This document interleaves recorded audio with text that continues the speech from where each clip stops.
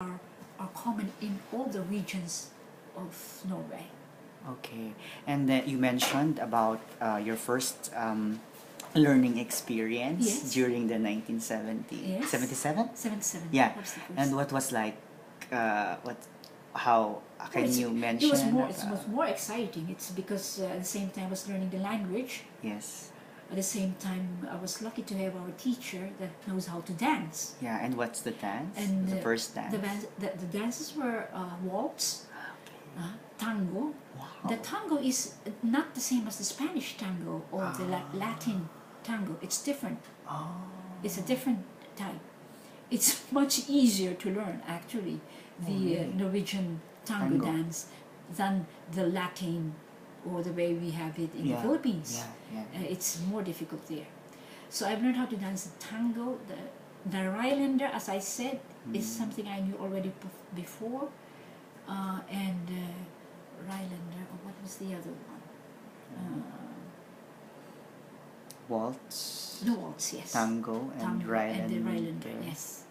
I think I've learned also polka, but I kind of forgot about it and it freshened my memories when I started here. Yeah, and when I was watching the dancing, I was hooked with this Rylander music and dance. Can you tell me about your experience in learning Rylander? Because I think that's a fast beat one. Yes, it's a fast beat one, and it has a sort of steps where you can follow very easily followed, and the turning around is much easier, because even though your partner doesn't know so much how to hold on, you can still turn around. It is but I think in most of the dances in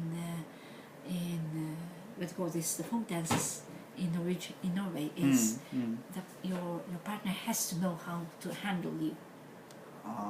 Yes, and that's the great difference between the Filipino dancing and the Norwegian dances, because the Filipino dance, our folk dance, is not dependent on your partner. Yes.